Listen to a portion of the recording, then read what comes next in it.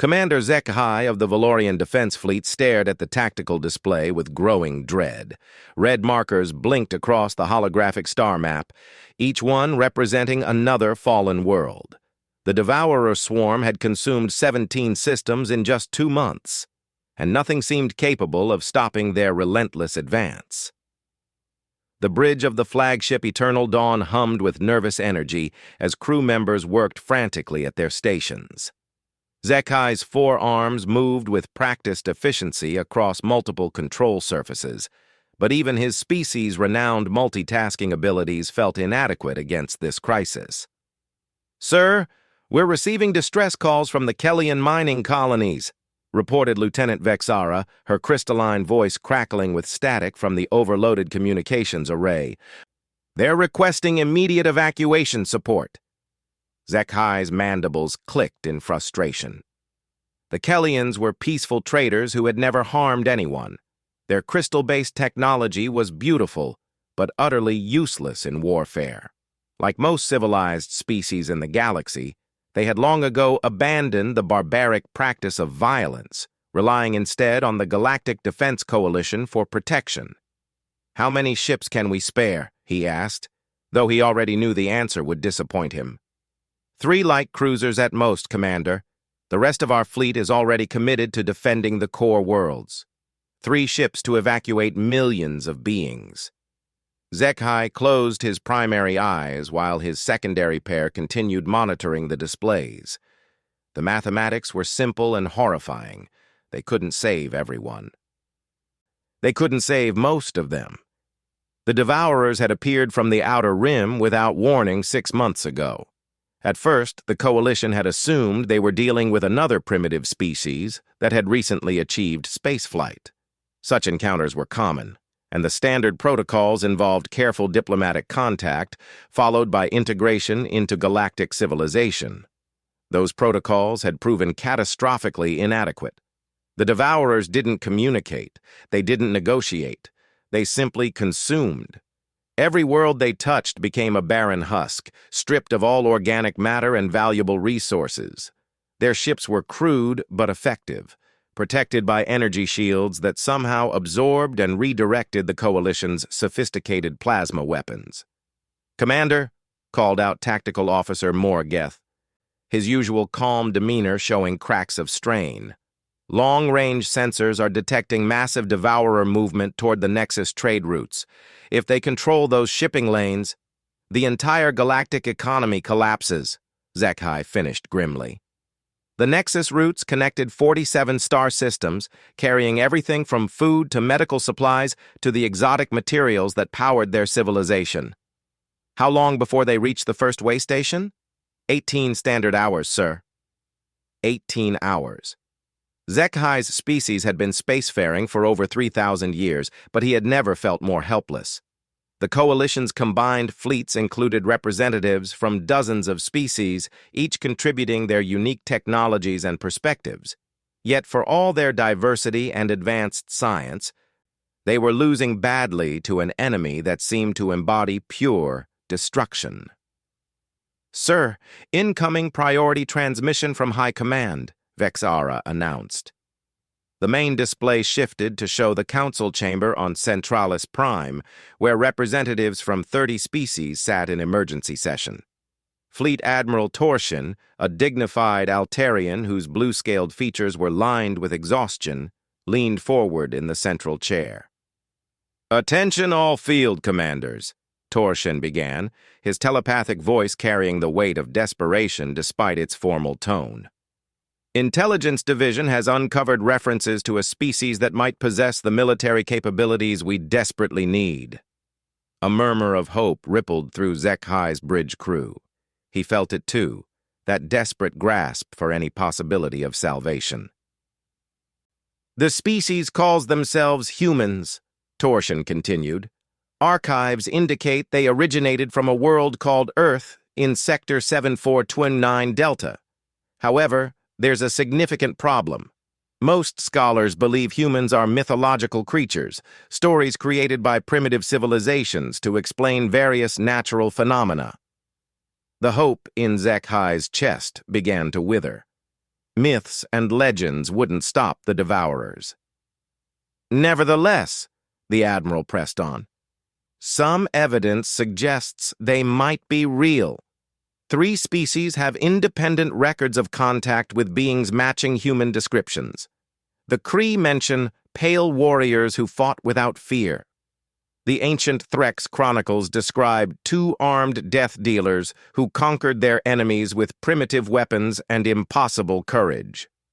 Most significantly, the Yith archives contain detailed tactical analyses of human military doctrine, though these records are over 2,000 years old. On the tactical display, Zekai watched another red marker appear as the Kellian colonies went dark. Every minute they spent chasing myths was another minute the Devourers used to spread their destruction.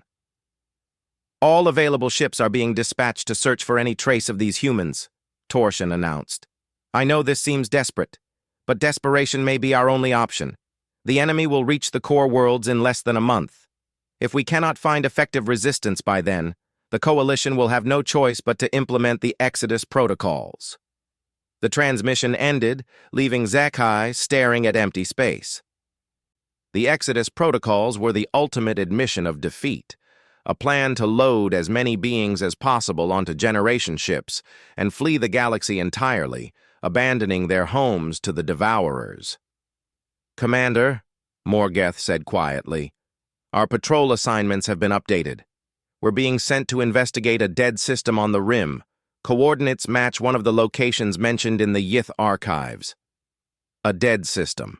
Perfect. They were going to waste precious time and resources looking for mythical beings in a graveyard of worlds, while real civilizations died behind them. But orders were orders. Zekai began plotting a course to the edge of known space, where hopefully they would find nothing but empty vacuum and could return to the real war. He had no idea that in 3 days, everything he believed about the galaxy would be shattered forever. The journey to Sector 7429 Delta took 72 hours through hyperspace. Zekai used the time to study every scrap of information intelligence had provided about humans. The accounts were wildly contradictory, painting humans as everything from savage beasts to noble warriors to technological innovators. Most frustratingly, the physical descriptions varied dramatically between sources. Some accounts described humans as giants twice the height of most species. Others claimed they were small and fragile. The Kree insisted humans had natural armor plates, while Threx records mentioned their disturbing lack of any protective carapace. The only consistent details were that humans had 2 arms, 2 legs, and an apparent immunity to fear. Approaching the target system now, Sir, announced Navigator Pelshan as they dropped out of hyperspace. Zekai's expectations of finding a lifeless void were immediately shattered. The system was very much alive. Commander! Vexara's voice cracked with excitement. I'm detecting 17 planets, 4 of them showing signs of active civilization. Energy signatures are unusual. The technology appears primitive by our standards, but the power outputs are massive. Define primitive, Zekai ordered, his tactical mind already analyzing potential threats. Nuclear fusion rather than antimatter, chemical rockets instead of gravity drives, electromagnetic communications instead of quantum entanglement.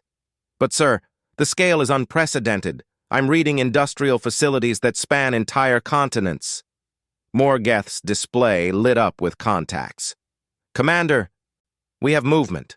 Hundreds of vessels throughout the system, mostly clustered around the 3rd and 4th planets. They're using reaction drives, but some of these ships are enormous. Zekai studied the tactical display with growing amazement. One of the vessels was nearly 10 kilometers long, a massive cylinder rotating slowly around its central axis. Dozens of smaller ships moved in formation around it, their heat signatures indicating powerful but inefficient engines. Are they military vessels? He asked.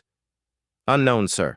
Their energy patterns don't match any known weapon systems, but the formations suggest tactical awareness. Before Zekai could respond, alarms began blaring throughout the ship. Vexara's crystalline features flashed with panic as she worked frantically at her station. "Commander! Massive hyperspace distortions detected at the system's edge. Multiple contacts emerging from jump space. Configuration matches Devourer attack patterns." The main display shifted to show the nightmare that had followed them across the galaxy. A Devourer fleet materialized like a plague of mechanical insects, dozens of dark, angular ships that seemed to absorb light itself. Even at extreme range, their malevolent purpose was unmistakable. "How did they find us so quickly?" Morgeth demanded. Zekhai's mind raced through the possibilities. The Devourers had demonstrated an uncanny ability to track Coalition fleets, but this seemed too convenient to be coincidence. Unless... "They're not following us," he realized with growing horror. "They're here for the same reason we are. They're hunting humans." The implication sent a chill through his exoskeleton. If the Devourers considered humans a significant enough threat to divert ships from their main offensive, then perhaps the myths contained more truth than anyone had believed. "Sir, we're receiving transmissions from the human vessels," Vexara reported. "Multiple languages, but the translation algorithms are making progress. They're asking if we need assistance." Zekhai stared at the display in disbelief. The humans were offering help? They were primitives with chemical rockets, facing an enemy that had crushed the most advanced civilizations in the galaxy. It was either incredibly brave or incredibly stupid. "Can you establish communication?" he asked. "Working on it, sir. The linguistic patterns are complex, but..." "Got it. Audio channel open." A voice filled the bridge, speaking in accented but understandable galactic standard. "Unknown vessel. This is Admiral Sarah Chen of the Earth Defense Force. We've detected hostile contacts entering our system. If you're friendly, we recommend you join our defensive formation immediately." The voice was calm, professional, and completely confident. Zekhai found himself responding before he could fully process the implications. "Admiral Chen, this is Commander Zekhai of the Valorian Defense Fleet. The hostile contacts are called Devourers. They've destroyed 17 star systems in the past 6 months. Your defensive formations won't be sufficient against their firepower." A pause. Then, "Commander Zekhai, we appreciate the warning. However, this is our home system. We've been preparing for something like this for a long time. Will you stand with us? Stand with them? Against the Devourers? With primitive ships and chemical rockets?" It was suicide. But as Zekhai watched the human fleet move into attack formation, something stirred in his chest that he hadn't felt in months. These beings, these mythical humans, weren't running. They weren't calculating odds or evacuation routes. They were preparing to fight. "Admiral Chen," he said, his voice carrying new resolve, "the Valorian fleet stands with Earth." What happened next would echo through galactic history for millennia to come. The galaxy was about to discover that some myths were born from terrible, wonderful truth.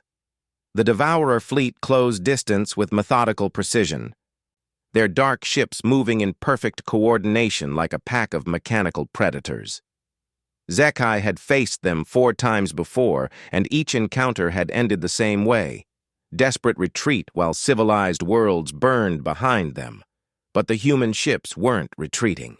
They were accelerating. "Commander," Morgeth reported with undisguised amazement, "the human vessels are moving directly toward the enemy. Their acceleration rates are... How are they achieving those G-forces without inertial dampeners?" Through the communication channel, Admiral Chen's voice remained steady. "All Earth Defense Force vessels, this is Admiral Chen. Operation Hammerfall is now active. Remember your training and trust your equipment. The line is drawn here." Zekhai watched in fascination as the human formation spread into what appeared to be a suicidal charge. Their largest vessels formed a spearhead, while smaller ships spread into flanking positions. It was primitive tactics, the kind of thing his species had abandoned centuries ago in favor of long-range energy warfare. "Admiral," he transmitted urgently, The Devourers have shield technology that absorbs energy weapons. Our plasma cannons are ineffective against them. What armament are you carrying? Chen's response carried what sounded like grim satisfaction. Commander, we've been isolated out here for a long time. We've had to make do with what we could build ourselves. Our weapons are unconventional. The first human ship entered weapons range of the Devourer formation. Instead of the expected energy discharge, HFY's sensors detected something impossible, a massive kinetic projectile fired at a significant fraction of light speed. The projectile, a dense tungsten rod accelerated by electromagnetic coils, struck the lead Devourer vessel with the force of a small asteroid. The enemy ship's shields, designed to absorb and redirect energy, provided no protection whatsoever against raw kinetic force. The rod punched through the hull like it was made of paper, and the ship exploded in a brilliant flash of secondary detonations. "Direct hit!" Morgath shouted, his usual composure forgotten. "The Devourer vessel is completely destroyed." Across the human fleet, similar weapons opened fire. Railguns launched projectiles at velocities that defied belief. Missile pods deployed clouds of kinetic kill vehicles that overwhelmed point defense systems through sheer numbers. Some of the larger ships fired what appeared to be nuclear-tipped torpedoes that detonated in precise patterns, creating devastating shrapnel fields. The Devourer formation, accustomed to enemies who relied on energy weapons, found themselves helpless against an enemy who had perfected the ancient art of hitting things very hard with other things. "Impossible," Vexara whispered, her crystalline form flickering with excitement. "Their technology is primitive, but the tactical application is brilliant. They're using our own technological advancement against us." HFY understood. The galaxy's civilized species had spent millennia perfecting elegant energy-based weapon systems, plasma cannons, particle beams, exotic radiation emitters, all rendered useless by the Devourer's adaptive shields. But humans had taken a different path, perfecting kinetic weapons to an art form that no one had thought to defend against. "Admiral Chen," he transmitted, "how can we assist? Our energy weapons are useless, but we have mass drivers designed for mining operations. Commander, we could use help with the flanking squadrons. Our rail platforms are powerful, but have limited firing arcs. Can you drive them into our kill zones?" It was like nothing HFY had ever experienced. Coordinated battle tactics with a species he'd met 5 minutes ago against an enemy that had terrorized the galaxy for months. The Valorian ships moved with practiced precision, their superior maneuverability forcing Devourer squadrons into the paths of human kinetic weapons. The battle raged across three-dimensional space, with an intensity that left HFY breathless. Human ships fought with a ferocity that defied rational explanation. When one of their vessels lost main power, the crew literally rammed it into a Devourer cruiser, both ships disappearing in a fusion fireball. When another ship's weapons failed, it used its cargo of industrial mining charges to turn itself into a massive proximity bomb. "Commander," Vexara called out, "I'm detecting something unusual about the human combat communications. They're not just transmitting tactical data, they're sharing personal messages." "Personal messages? In the middle of a battle?" "Listen to this." She routed the translated audio through the bridge speakers. "Sarah, this is Mike on the Defiant. Tell my kids their daddy loves them. But we've got work to do." "Roger that, Mike. Maria here on the Indomitable. If any of you see my grandmother after this, tell her I kept my promise." "Copy, Maria. This is Colonel Martinez. All units, remember what we're fighting for. Remember who's counting on us." HFY felt something cold settle in his stomach. These humans were saying goodbye to each other. They knew they were probably going to die, and they were facing that possibility with casual determination. "How?" he whispered. "How are they not afraid?" The answer came in fragments over the next hour as the battle intensified. Human ships continued their assault with mechanical precision, but their communications revealed the truth behind their courage. They weren't fearless. They were terrified. But fear wasn't stopping them. Beta Squadron, this is Lieutenant Commander Rodriguez. I'm scared as hell, but my daughter's on Earth Station 3. We hold the line here or they get to her. Rodriguez, this is Captain Kim. I hear you. Lost my whole family to the Centauri virus 3 years ago. Today I get to hit back at the universe. All ships, this is Admiral Chen. I know you're all afraid. I'm afraid too. But fear means we're still human. Fear means we still have something to lose, and we're not losing it today. The revelation hit Zekhai like a physical blow. Humans weren't immune to fear. They fought despite it. They acknowledged their terror and chose courage anyway. It was the most alien thing he had ever encountered. The Devourer fleet, reduced to half strength, began to fall back. Their tactical algorithms, optimized for energy-based warfare, couldn't adapt quickly enough to kinetic weapons and utterly alien human psychology. Ships designed to absorb plasma found themselves being torn apart by tungsten rods and nuclear-powered projectiles. But the humans weren't finished. As the enemy began to retreat, Admiral Chen's voice rang out across all frequencies. All ships, this is Chen. The enemy is withdrawing.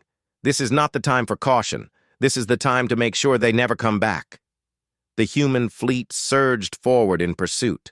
Ships that should have been conserving fuel and ammunition for defensive operations instead threw everything into one final assault. They chased the retreating Devourers to the edge of the system, ensuring that every single enemy vessel was destroyed. When the last Devourer ship exploded in the cold vacuum between stars, an eerie silence fell over the battlefield. Zekhai stared at his tactical display, barely believing what he had witnessed. The fleet that had terrorized the galaxy for months had been completely annihilated by beings who used chemical rockets and nuclear weapons. "Commander," Morgeth said quietly, "we need to report this to High Command immediately." Zekhai nodded absently, his mind struggling to process the implications. The galaxy had been wrong about humans. Catastrophically, wonderfully wrong.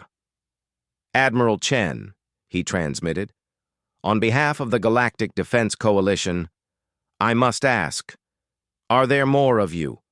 More human fleets that could assist in our war against the Devourers?" Chen's response carried a note of grim satisfaction. "Commander, you're looking at just the home defense force. We've got colony fleets scattered across a dozen systems, plus our main battle fleet is currently deployed in the outer territories, hunting down some raiders who thought they could prey on our shipping." The implications were staggering. If this was just their home guard. "Admiral, the galaxy needs your help. The Devourers have conquered 17 systems and show no signs of stopping. Our conventional weapons are useless against them." "Then it's a good thing our weapons aren't conventional, isn't it?" Chen replied. "Send us the coordinates of their next target, Commander. It's time to take this fight to them." As Zekhai began preparing the transmission that would change galactic history forever, he reflected on the irony of the situation. The civilized species of the galaxy had spent millennia abandoning violence, creating a peaceful society based on reason and cooperation. In doing so, they had made themselves helpless against an enemy that understood only destruction. But humans had taken a different path. They had kept their capacity for violence while building a civilization worth defending. They were myths made real, legends that walked among the stars with chemical rockets and the will to use them. The galaxy was about to discover that sometimes the old ways were the best ways. Sometimes the only answer to monsters was bigger monsters who fought for something worth dying for. 3 weeks after the Battle of Sol, Admiral Sarah Chen stood in the command center of the Coalition's war room on Centralis Prime, surrounded by representatives from 30 species who couldn't stop staring at her.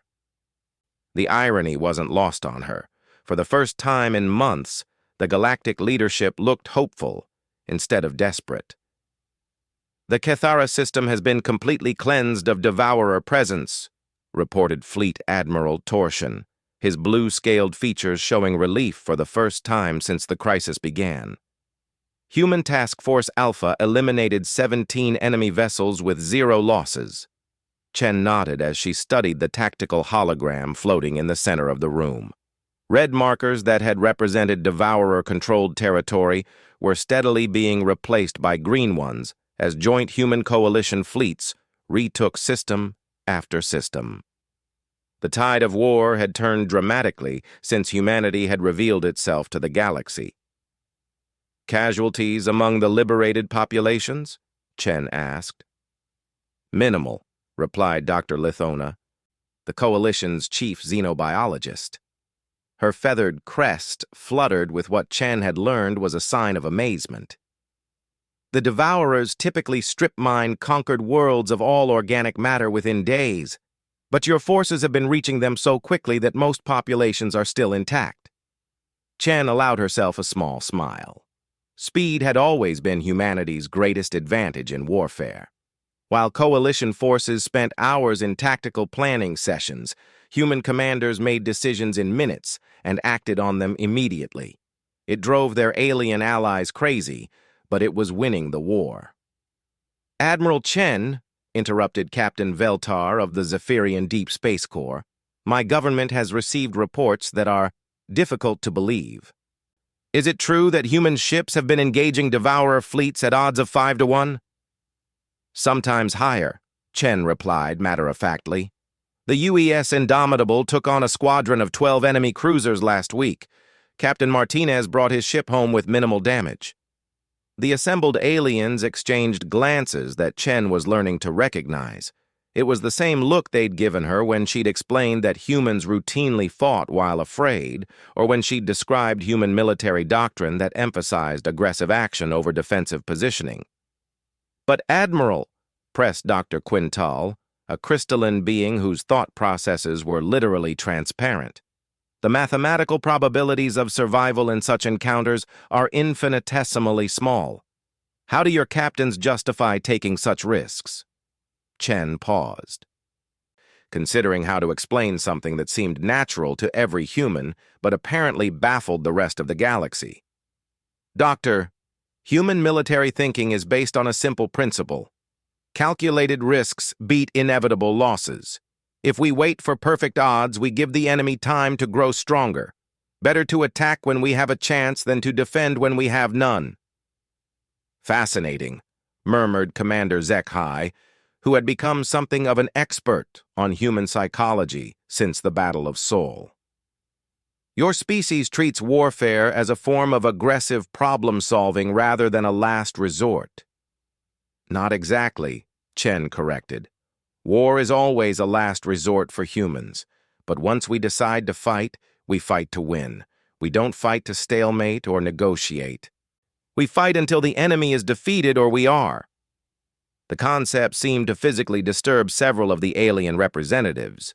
The Altarians were telepathic pacifists who had solved their own conflicts through mental consensus centuries ago. The Valorians were tactical perfectionists who preferred overwhelming advantages and minimal risk. The Zephyrians treated warfare as a form of elaborate chess game with strict rules and conventions. None of them had experience with an enemy like the Devourers, who ignored all conventions and destroyed everything they encountered. But humans had been preparing for such enemies their entire history. Admiral, interrupted Colonel Thexmore of Coalition Intelligence, we've received disturbing reports from some of the liberated worlds. Survivors describe human soldiers singing during combat operations. Chen grinned. Music helps with morale and coordination. Different units have different preferences. The 3rd Marines prefer classical music. They say it helps them stay focused. The 7th Fleet usually goes with rock or metal, something with a good rhythm for combat operations. They're enjoying themselves? Dr. Lithona asked, her crest feathers standing almost vertical with shock. Not exactly enjoying, Chen said carefully. But humans believe that if you're going to do something dangerous, you might as well do it with style. Morale is a weapon, Doctor, Happy soldiers fight better than miserable ones. The aliens absorbed this information with varying degrees of comprehension. Chen had spent weeks trying to explain human psychology to beings who had evolved along completely different paths. The Altarians were naturally peaceful, the Valorians were naturally cautious, and the Zephyrians treated conflict like a formal debate with weapons. Humans, apparently, were naturally crazy. Admiral Chen, Fleet Admiral Torsion said, "I must ask about the reports from the Nexus trade routes. Human vessels have been operating independently there, without coalition oversight. Some of my commanders are concerned about jurisdiction issues." Chen's expression hardened slightly. This was the conversation she'd been dreading. "Admiral, are you questioning human methods or human authority?" "Neither," Torsion replied quickly. "But the Coalition has established protocols for system liberation and post-conflict administration. Your forces seem to be improvising." "Admiral Torsion, 3 days ago, the Kellian mining colonies were still under Devourer occupation. Your protocols would have taken 2 weeks to organize a liberation fleet. The Kellians would have been dead. Captain Rodriguez took her task force in immediately and brought them home alive. But without proper authorization—" "Authorization from whom?" Chen interrupted, her voice carrying the edge that had made her famous among human forces.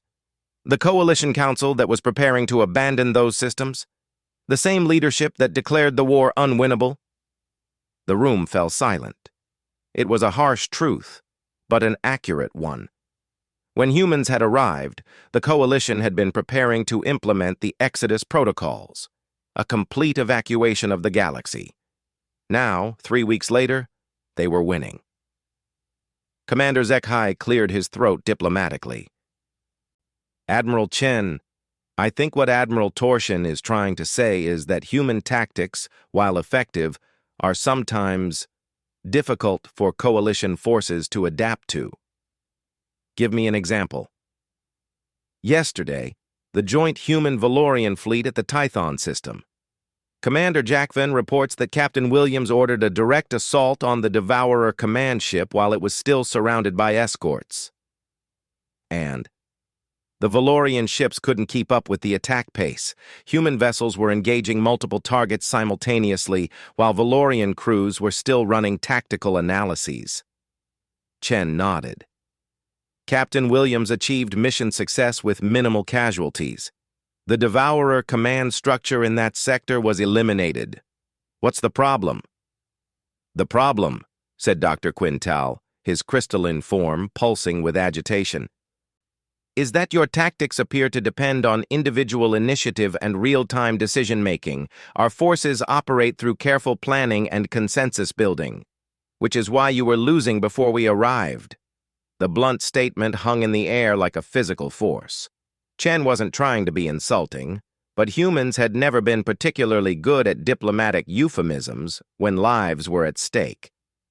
"Admiral Chen," Torsion said carefully, "no one questions human effectiveness in combat, but integration of our forces requires common doctrine and unified command structure." "Fine," Chen replied. "Make me Supreme Allied Commander, and I'll give you unified command structure." The suggestion sent a ripple of shock through the room. Several aliens began speaking at once in their native languages before Torsion raised a hand for silence. "Admiral, you cannot be serious. The Coalition has existed for over 1,000 years. The command structure is based on careful balance between species, historical precedent." "Admiral Torsion," Chen interrupted, "how many Coalition systems has the Devourer conquered since humans entered the war?" "None. But how many systems have we liberated?" 23.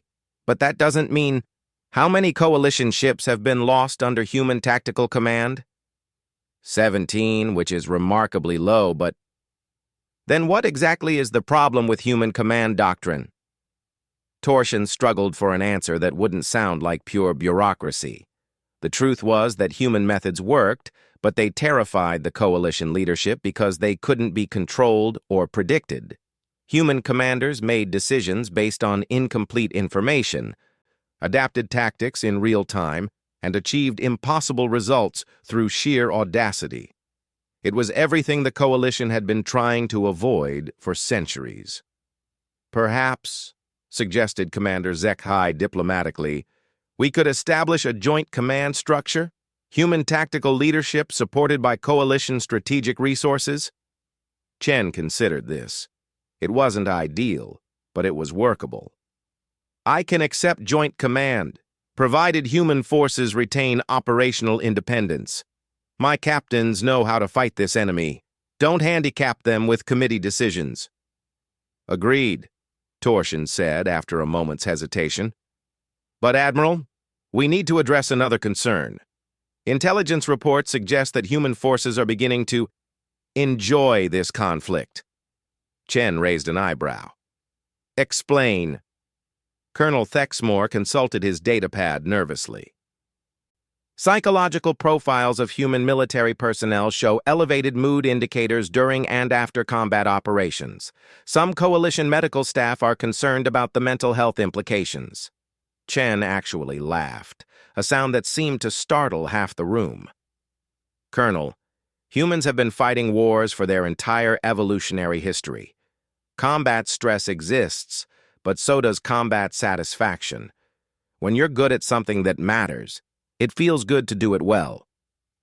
But Admiral, Dr. Lithona protested, warfare is inherently traumatic. All civilized species recognize this basic psychological principle. Doctor, trauma comes from helplessness and failure. Victory and competence create confidence. My people aren't traumatized by winning, they're energized by it. The concept seemed to physically disturb several of the alien representatives. They lived in a galaxy where conflict was considered an aberration, where violence was seen as a failure of civilization. The idea that intelligent beings could find satisfaction in battle was fundamentally alien to their worldview. But as Chen looked around the room, she saw something else in their expressions. Underneath the horror and confusion was a growing sense of relief. For the first time in months, the galaxy's leadership wasn't afraid. They were winning, and they knew it. Admiral Chen, Torshin said finally, I believe we can work together, but I must ask one final question. When this war is over, what do humans intend to do? Will you seek territory, resources, political influence? Chen considered the question seriously. It was fair to ask, and the answer would determine humanity's relationship with the galaxy for centuries to come. Admiral, humans didn't come here seeking anything except knowledge that we weren't alone in the universe. We've found that knowledge, and we've found allies worth defending. When this war is over, humans will probably do what we've always done: explore, build, and prepare for the next threat. You expect another threat? Admiral, the galaxy is a big place. The Devourers won't be the last hostile force we encounter. When the next crisis comes, I hope the galaxy will remember that humans are good allies to have. She paused, looking around at the assembled representatives of galactic civilization. But understand this: humanity will never again be defenseless. We'll never again be myths and legends. We're here, we're real, and we're not going anywhere. The meeting ended with formal agreements and protocol exchanges, but Chen knew the real understanding had been reached in those final moments. Humanity had proven itself in battle, but now they had to prove they could be trusted with victory. As she walked through the corridors of Centralis Prime toward the human embassy section, Chen reflected on the strange turn her life had taken. 3 months ago, she had been defending the Outer Rim against pirates and raiders. Now she was helping to save galactic civilization.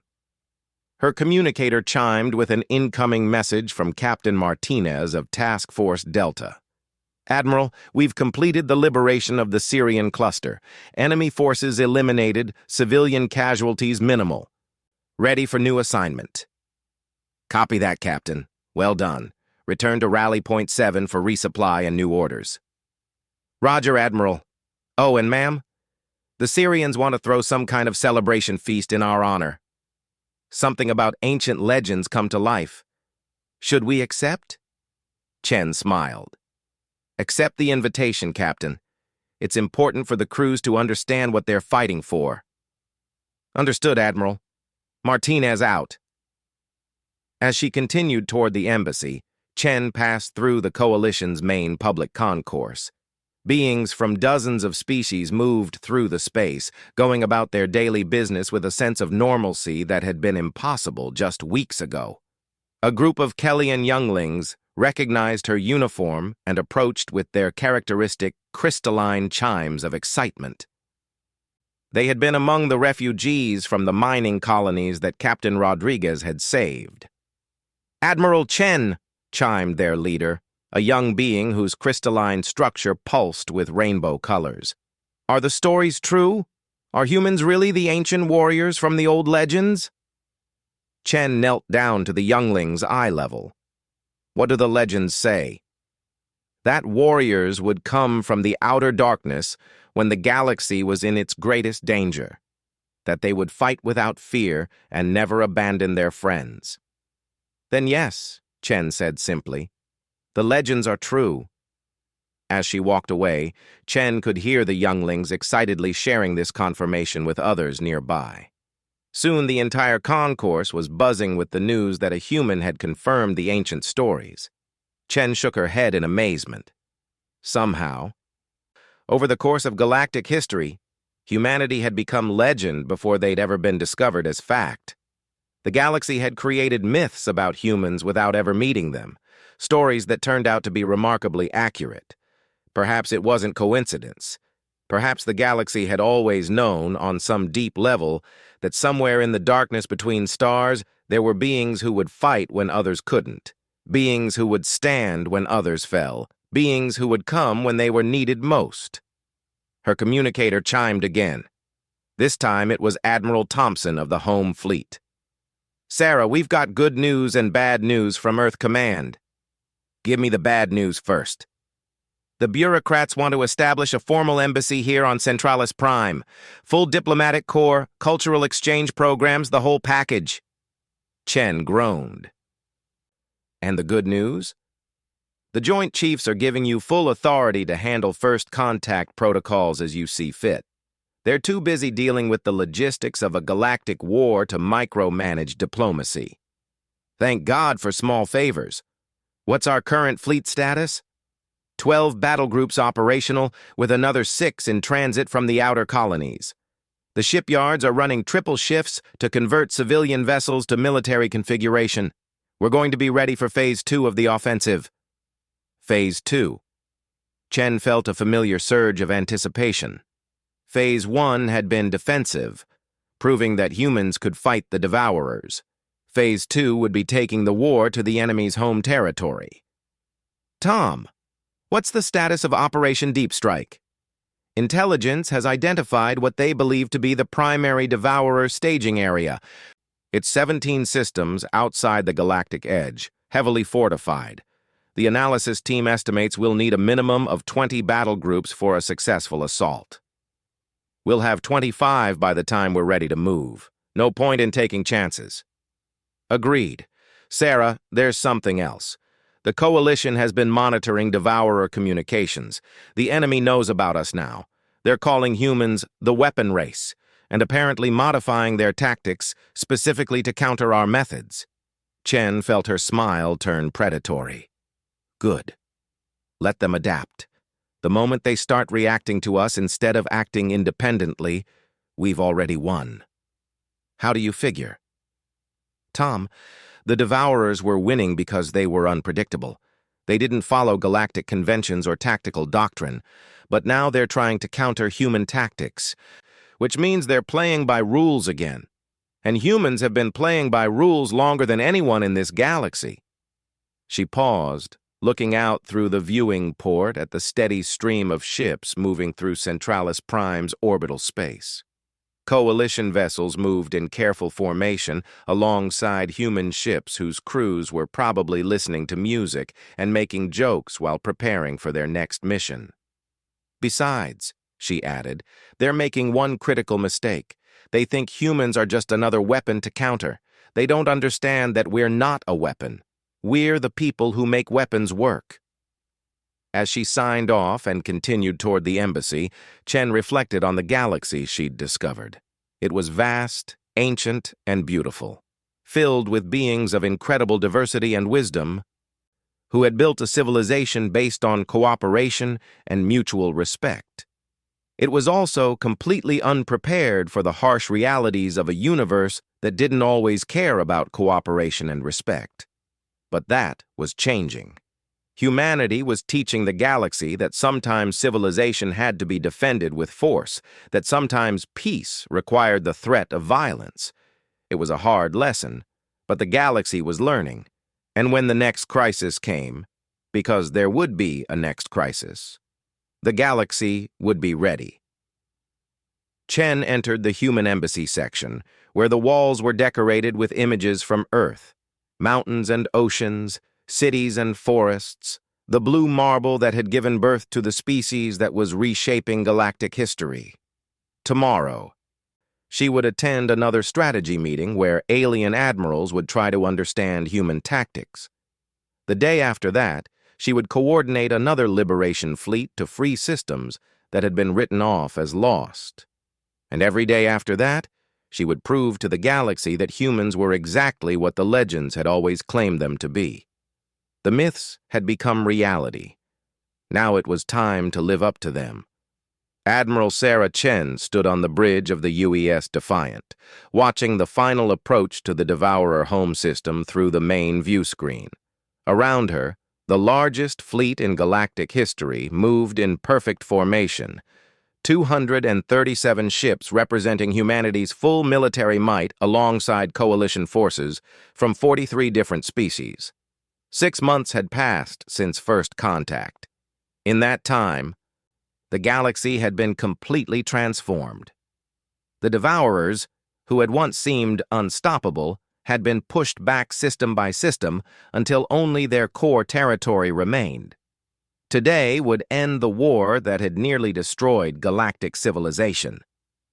"Admiral," reported Captain Rodriguez from the tactical station, "all human battle groups are in position. Coalition forces are forming up on our flanks as planned." Chen nodded, studying the strategic display.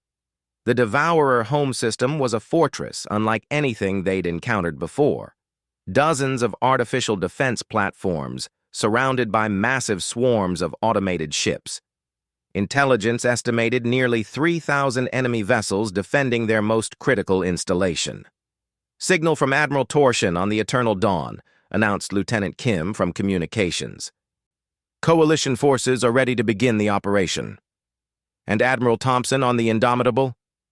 "Home Fleet reports all systems green, ma'am. Admiral Thompson sends his regards and reminds you that the betting pool has Earth forces taking the primary objective within 4 hours. Chen allowed herself a small smile. Even facing the largest battle in galactic history, humans were still making bets and keeping score. Some things never changed. "Signal all fleet commanders," she ordered. "Operation Final Strike is now active. Good hunting, everyone." The massive fleet began its advance toward the enemy system. As they closed distance, Chen reflected on everything that had brought them to this moment. The galaxy that had once viewed humans as myths now looked to them for salvation. Species that had never heard of Earth 6 months ago were sending their ships into battle under human tactical command. "Admiral," called out Dr. Lithona from the Coalition liaison station, "sensor analysis of the enemy positions confirms intelligence estimates. We're looking at the largest concentration of Devourer forces ever recorded. Any indication of new defensive technologies? Several unknown energy signatures, but nothing our ships can't handle. Admiral Chen, I must say, the coordination between human and coalition forces has exceeded all expectations." Chen glanced around the bridge, where human and alien officers worked side by side at integrated command stations. Commander Zekhai stood at the strategic planning console, his 4 arms managing multiple data streams while consulting with Colonel Martinez about targeting priorities. Lieutenant Vexara coordinated communications between 12 different species, her crystalline voice somehow making sense of the chaos of a multi-species fleet operation. It hadn't been easy getting to this point. The first joint operations had been disasters of confusion and cultural misunderstanding. Human commanders who made decisions in seconds clashed with alien officers who preferred hours of careful analysis. Coalition crews who followed precise protocols couldn't adapt to human tactical improvisation. But gradually, they'd learned to work together. Humans provided aggressive leadership and tactical innovation, while aliens contributed strategic planning and technological expertise. The combination had proven devastatingly effective against an enemy that had prepared for neither. "Contact with outer defense perimeter in 30 seconds, Rodriguez announced. "All human vessels, this is Admiral Chen. Remember your training and trust your equipment. We've come a long way together, and today we finish the job." The first wave of Devourer automated defenders swept toward them like a cloud of mechanical death. Chen had fought these enemies dozens of times now, but the sight still sent a chill through her spine. Each ship was a perfect killing machine, optimized for destruction and completely devoid of the hesitation or fear that affected living crews. "Engage at will," Chen ordered. The human fleet opened fire with characteristic intensity. Railguns launched tungsten penetrators at relativistic speeds, while missile pods deployed clouds of kinetic kill vehicles. Nuclear-tipped torpedoes created precisely timed detonation patterns that shredded enemy formations through sheer explosive force. The coalition ships added their own weapons to the barrage. Altarian gravity disruptors twisted space around enemy vessels, causing structural failures that even their advanced materials couldn't withstand. Zephyrian particle beam arrays created intersecting fields of destruction that no ship could navigate safely. Valorian plasma cannons, normally useless against Devourer shields, proved devastatingly effective when combined with human kinetic weapons that stripped away defensive systems. "First wave eliminated," Rodriguez reported with satisfaction. "Minimal damage to Allied forces." But Chen knew this was just the beginning. The automated defenders were meant to delay and weaken attacking fleets before they reached the real defenses. The true test lay ahead. "Admiral," Commander Zekhai called out, "long-range sensors are detecting massive energy buildups from the defense platforms. They're charging some kind of superweapon." "How long until firing range?" "Unknown. The energy signatures don't match anything in our databases." Chen made a quick decision. "All fleet commanders, this is Admiral Chen. Target the largest defense platforms immediately. Don't give them time to fire whatever they're preparing." The fleet surged forward with coordinated precision. Human battle groups used their superior speed to reach firing positions while coalition forces provided covering fire and electronic warfare support. It was exactly the kind of aggressive, improvised assault that had characterized every human victory in the war. The defense platforms opened fire before the Allied fleet could reach optimal range. Beams of pure energy lanced across space, striking several coalition vessels and completely vaporizing them in seconds. The weapons were unlike anything they'd encountered before, some kind of exotic matter disintegrator that ignored shields and armor completely. "We're losing ships," Dr. Lithona reported with characteristic calm, though Chen could see the tension in her feathered crest. "The Nexus Defense Force reports 4 vessels destroyed, 2 critically damaged." "All ships, this is Chen. Evasive maneuvers, maximum speed, don't give them clean shots." The human response was immediate and chaotic. Ships scattered in every direction, using unpredictable course changes to avoid the devastating energy beams. It looked like complete disorder, but Chen recognized the pattern. Her captains were using chaos as a weapon, making themselves impossible to target while maintaining offensive pressure.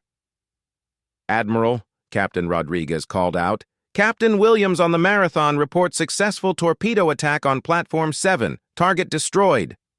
Captain Kim on the Relentless confirms Platform 12 eliminated, added Lieutenant Kim. Kinetic strike directly to the power core. One by one, human ships reached their targets through speed and unpredictability. The defense platforms, designed to engage orderly fleets at long range, couldn't adapt to the hurricane of small-scale attacks from constantly moving targets. But the cost was high. Chen watched her tactical display as red markers indicated ships lost to enemy fire. The UES Courageous vanished in a flash of exotic energy. The Steadfast broke apart under the stress of extreme evasive maneuvers. Each loss represented hundreds of crew members who had followed her into battle. "Admiral Chen!" Admiral Torshin's voice crackled through the communications system. "Coalition forces are taking heavy casualties. Should we consider tactical withdrawal?" "Negative," Chen replied immediately. "We push through. Every platform we destroy now is one less weapon they can use against us later." It was pure human logic. Accept losses now to prevent greater losses later. The concept still disturbed her alien allies, but they'd learned to trust human tactical instincts even when they couldn't understand them. The battle for the outer defenses raged for 2 hours. When the last platform exploded in a brilliant cascade of secondary detonations, Chen's fleet had been reduced to 193 operational ships, but the path to the Devourer Core facility was open. "All vessels, this is Admiral Chen. Phase 1 complete. Proceeding to Phase 2. Remember, everything we've fought for comes down to the next few hours." The core facility was unlike anything in galactic architecture. A massive artificial construct that seemed to absorb light itself, surrounded by concentric rings of defensive installations and mobile fleet elements. Intelligence had estimated it as the Devourer Command Center, manufacturing hub, and strategic reserve all combined into one nearly impregnable fortress. "Admiral," Dr. Lithona reported, "energy readings from the central structure are off the scale. Whatever they're building in there, it's drawing power equivalent to a star." "Options for assault?" Commander Zekai consulted his tactical displays. 3 possible approaches: direct frontal assault through the main defensive corridor, flanking attack through the asteroid field, or infiltration mission using stealth technology. Time required for each option? Frontal assault could be completed within 4 hours, but would result in massive casualties. Flanking attack would take 8 hours with moderate losses. Stealth infiltration might take days with minimal losses, but low probability of success. Chen studied the options while explosions lit up space around them as skirmishing forces exchanged fire. Every minute they spent planning was another minute the enemy had to prepare new defenses or deploy additional forces. "We go with option 4, she announced. "Admiral?" Zekhai's mandibles clicked in confusion. "There is no option 4.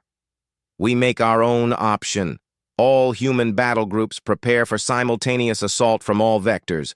Coalition forces will provide strategic support and coordinate rescue operations." "Admiral," Dr. Lithona protested, "that's not a tactical plan. That's controlled chaos." "Doctor, controlled chaos is what humans do best." What followed was the largest coordinated assault in galactic history, and the most completely insane. Human ships attacked from 12 different directions simultaneously, while coalition forces provided covering fire, electronic warfare support, and damage control. Instead of following predictable attack patterns, each human captain improvised their own approach, based on real-time tactical conditions. The Devourer defenders, programmed for logical tactical responses, couldn't cope with an enemy that seemed to have no overall strategy beyond attack everything at once. Their sophisticated defensive algorithms jammed as they tried to process dozens of independent assault vectors that constantly changed and adapted. "Direct hit on the primary power distribution center," Rodriguez reported. "Captain Martinez got through with a full torpedo spread." "Secondary manufacturing complex is down," added Lieutenant Kim. The Defiance and Resolute coordinated a kinetic strike that punched through 3 defensive layers. Chen watched her tactical display as the impossible happened. Human forces were successfully penetrating the most heavily defended facility in Devourer territory through pure audacity and tactical improvisation. But the enemy wasn't finished. The central structure began to glow with ominous energy as some kind of emergency system activated. "Admiral," Dr. Lithona called out urgently. "Massive energy spike from the core facility. It looks like they're preparing to activate some kind of doomsday weapon." Analysis. Unknown technology. But the power requirements suggest it could sterilize every inhabited world within 50 light years. "Admiral, if that weapon activates—" Chen didn't need the doctor to finish. Every coalition world in this region of space would be destroyed. Billions of beings would die. "All ships, this is Admiral Chen. Priority target is now the central core facility. Everything else is secondary. Stop that weapon at any cost."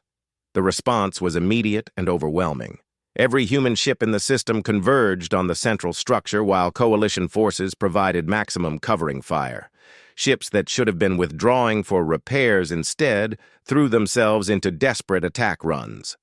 Crews that had been fighting for hours found new reserves of energy and determination. Captain Rodriguez led a squadron of destroyers directly into the facility's main defensive grid. The Defiant herself took hit after hit from enemy fire as Chen refused to withdraw while her ships were still in danger. "Admiral, hull breach on Deck 7, reported Damage Control. "We need to pull back." "Negative. Maintain position until all attack squadrons have completed their runs." It was classic human command philosophy. The leader shares the danger and never abandons their people. The concept was completely alien to most species in the galaxy, but it was why human crews would follow their officers into impossible situations. The assault reached its climax when Captain Williams of the Marathon broke through the final defensive layer around the core facility. His ship, already critically damaged, used its remaining kinetic weapons to punch a hole in the structure's outer shell. "This is Williams," his voice crackled through the static of battle damage. "I've got a clean shot at what looks like the weapons control center. Transmitting targeting data now." "Roger, Captain. All ships, concentrate fire on Williams's coordinates." The combined firepower of the human fleet focused on a single point, creating a cascade of explosions that spread throughout the core facility. Secondary detonations began chaining through the structure as critical systems overloaded. "Energy spike is collapsing," Dr. Lithona reported with undisguised relief. "The weapon is shutting down." But the victory came at a cost. The Marathon, already damaged beyond repair, was caught in the expanding explosion as the facility began its death spiral. Chen watched helplessly as one of her finest captains and his crew were consumed by the fires they had created. "This is Admiral Chen to all ships. Captain Williams and the crew of the Marathon have saved billions of lives today. Their sacrifice will not be forgotten." The Devourer core facility collapsed into itself in a series of spectacular explosions that lit up the entire system. With their command structure destroyed and their ultimate weapon neutralized, the remaining Devourer forces began to scatter and flee. "Admiral Torshen to Admiral Chen," came the transmission from the Coalition flagship. "Congratulations, Admiral. The war is over." Chen looked around her bridge, where human and alien officers were embracing in celebration. They had done the impossible. A coalition of peaceful species and recently discovered humans had defeated an enemy that had terrorized the galaxy for months. "Thank you, Admiral Torshen. It's been an honor serving with Coalition forces." "The honor has been entirely ours, Admiral Chen. The galaxy owes humanity a debt that can never be repaid." As the fleet began forming up for the return journey to Coalition space, Chen reflected on everything that had changed since that first desperate message from Commander Zekhai. Humanity had entered galactic civilization as myths and legends. They were leaving as its saviors and protectors. "Admiral," Dr. Lithona approached her station. "There's something I need to ask you. Throughout this war, I've observed human behavior patterns that I still don't fully understand. How is it possible for your species to maintain such optimism and determination in the face of seemingly impossible odds?" Chen considered the question carefully. It was something many aliens had asked her, and she'd never found a completely satisfying answer. "Doctor, humans have a saying. It's always darkest before the dawn. We've learned throughout our history that no matter how bad things get, there's always a possibility that tomorrow will be better, and if there's a possibility, then it's worth fighting for. But the mathematical probabilities—" "Doctor, mathematics didn't win this war. Mathematics said we should lose. What won this war was the human belief that mathematics can be wrong when people are willing to make it wrong." Dr. Lithona's feathered crest fluttered in what Chen had learned was deep thought. "You're saying that humans simply refuse to accept defeat? We're saying that defeat is just another problem to solve. And humans are very good at solving problems." As the fleet entered hyperspace for the journey home, Chen issued one final transmission to the combined human and coalition forces. "To every ship, every crew member, every being who participated in this operation, you have made history today. 6 months ago, the galaxy was preparing to flee from an enemy it couldn't defeat. Today, that enemy no longer exists because you refused to accept that anything was impossible." She paused, looking at the faces around her bridge, human and alien united by shared experience and mutual respect. "The galaxy thought humans were myths. We proved we were real. They thought we were primitives. We proved we were innovators. They thought we were just another species among thousands. We proved we were the species that fights when fighting matters. But remember this, we didn't win this war because we were superior to our allies. We won because we were different, and that difference made everyone stronger. Humanity's gift to the galaxy isn't just our ability to fight. It's our ability to inspire others to fight alongside us. Today, the galaxy learned that some myths are true. Tomorrow, we start building new myths for the next generation. Good work, everyone. See you on the other side." As the transmission ended, Chen settled back in her command chair and watched the stars streak past in hyperspace. Humanity had found its place in the galaxy, not as conquerors or rulers, but as the guardians who stood watch in the darkness between stars. When they reached Coalition space 3 days later, they found a galaxy transformed. Every major world had declared holidays in honor of the victory. Parades filled the streets of 1,000 cities as beings celebrated the end of the war and the dawn of a new age. But Chen knew this was just the beginning. The galaxy was vast and full of unknowns. Somewhere out there, other threats were developing. Other enemies were preparing. And when they came, the galaxy would be ready. Because now the galaxy had humans. And humans, as the entire universe was learning, were very good at being ready for anything. The myths had become legends. The legends had become history. And history would remember that when the galaxy needed heroes, heroes had answered the call.